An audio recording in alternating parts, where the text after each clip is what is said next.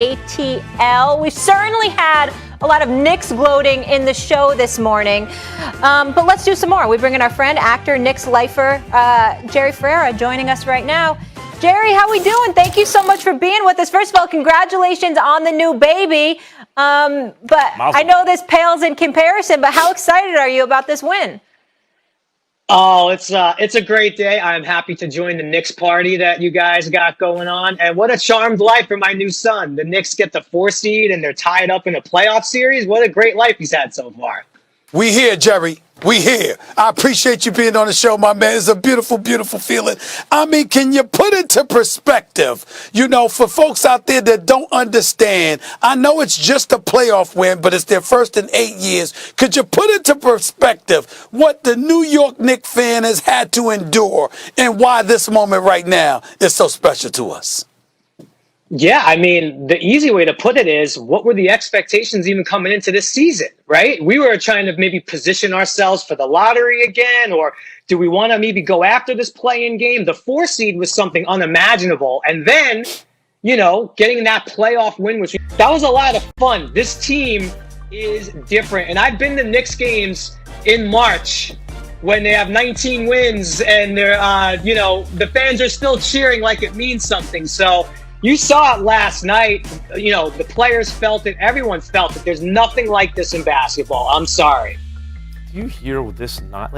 This is the problem. The Knicks have systematically lowered everyone's expectations to where, Jerry, you have to come on and say, look, what were the expectations before the season? My son's going to lead a charmed life because they're a 4 seed and won a playoff game? Jerry, I moved to L.A. You know what it's like to be a Lakers fan? Oh, it's so good. If a Lakers fan ever woke up and found out that they were a 4 seed and split in the first series and they were celebrating that, it's a nightmare. It's a nightmare. Like, look. You want to talk about Knicks suffering? I'm 47 years old. Yeah, question. I haven't won a championship in my lifetime, Stephen A., Jerry. I'm 47. They traded Nene and Marcus Camby for the remains of Antonio McDyess. They traded Patrick Ewing for the remains of Glenn Rice and cap problems. They never went after our test in the draft. There are things, there's a list a mile long why they haven't won a championship. And you guys sit here with this enabling Jim Dolan behavior. You're going to root for the Knicks no matter what and celebrate like it's your birthday because they got a split at home against the lower seed? That's a reason to celebrate. I feel like you're making my point.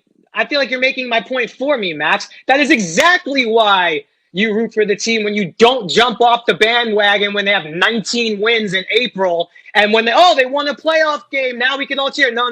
I was there. I have suffered through it. I earned this moment. And I know it's only one playoff win. I'm not trying to say our expectations were so... What moment? Did you see the game last night? Did you watch what went on? Okay. Got to split at home against the lower seed.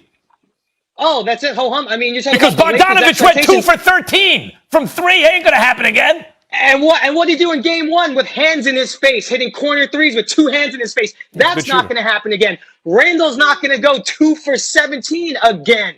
That's not going to happen again. And the Lakers, you want to talk about what the Lakers' expectations? Okay, they were a play-in team this year. They had injuries. Stuff happens, okay? We are a 4 seed hosting playoff games. Not one analyst, not one member of the media, no one would have said that before the season. We have not seen the Knicks play. If you remember, when COVID happened, they had this long break. And what did they do?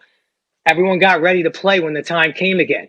They could have sat back. They found ways to get back in shape. We hadn't seen them since March. We've won games like last night all year long. That's why I was not panicking. No one should be surprised. Okay. Knicks have won games like that all year long. Can I ask a question to all of you? Molly, real quick. It's like they're in jail and the jailer comes and gives them a crumb and they're so happy for the crumb. Oh, thank you. Thank you for this little crumb. After 8 years, we got a crumb. Thank you so much. Hold on, Max. Wait. So being 1-1 as a 4 seed in the playoff series with great young talent, all our draft picks, which we didn't have in years past, and the Mavericks' first-round picks, that's not something to be pretty darn excited about? I think this is a good time. We should just be like, we're doing our job. I think this is a good time for Knicks fans. They finally got it right.